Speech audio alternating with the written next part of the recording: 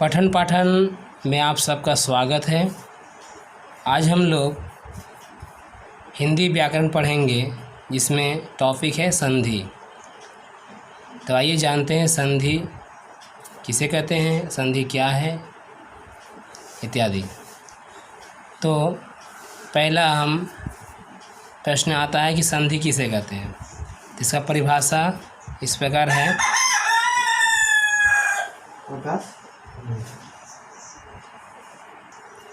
परिभाषा है, दो वर्णों के मेल से जो विकार उत्पन्न होते हैं उन्हें हम संधि कहते हैं। उदाहरण है हिमालय, हिम जोड़ आलय। क्या हो गया? हिमालय। हिम और जोड़ आलय जोड़े तो हिमालय हुआ। ये हो गया एक वर्ण, ये हुआ एक शब्द, ये हुआ दूसरा शब्द, ये हुआ। तो एक शब्द और दूसरा शब्द मिलकर फिर ये संधि बना, इसे कहते हैं संधि। क्या और भी उदाहरण होंगे इसलिए मैंने इत्यादि लिख दिया। ठीक है, अब आगे बढ़ते हैं। संधि विच्छेद किसे कहते हैं? तो मैं पहले बता दूं कि इसे ही ये हिम जोड़ आलय है, हम इसे ही संक्षिप्त में संधि विच्छेद कह सकते हैं। तो इसका परिभाषा पढ़ लेते हैं संधि विच्छेद का।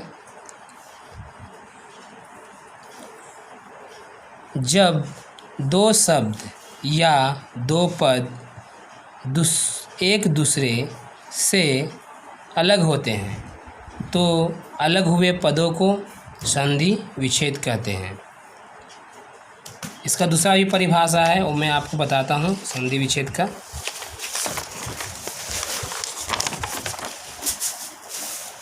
दूसरा परिभाषा ये है, संधि के नियमों के अनुसार मिले हुए वर्णों का अलग अलग करने की प्रक्रिया को संधि विच्छेद कहते हैं। दोबारा मैं पढ़ देता हूँ, संधि विच्छेद किसे कहते हैं। उत्तर है, संधि के नियमों के अनुसार मिले हुए वर्णों को अलग अलग करने की प्रक्रिया को संधि विच्छेद कहते हैं। तो संधि विच्छेद की परिभाषा हमने जान लिया है। जैसे हिम जोड़ आलय, ये हुआ संधि विच्छेद। अब संधि के भेद के बारे में जानेंगे।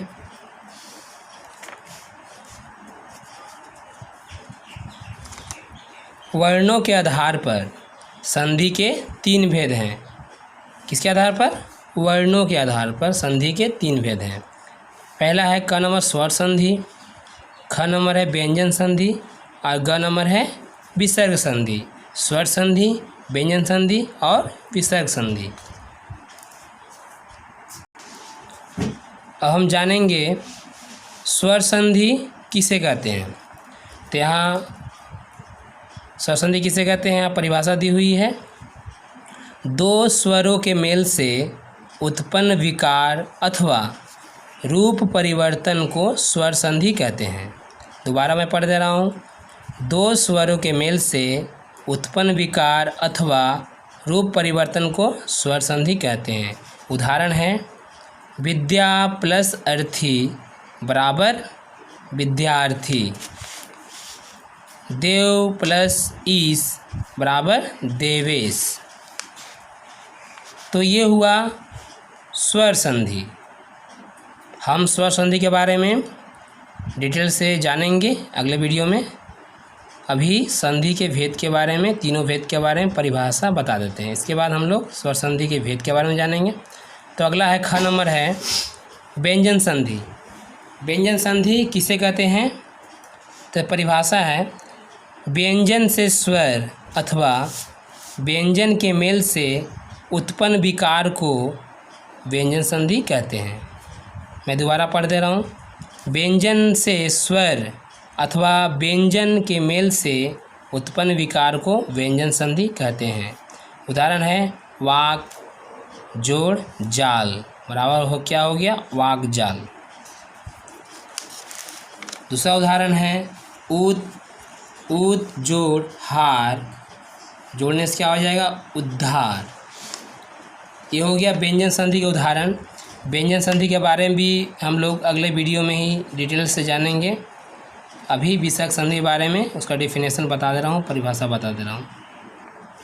ग नंबर है विसर्ग संधि। विसर्ग संधि किसे कहते हैं, परिभाषा दी हुई है।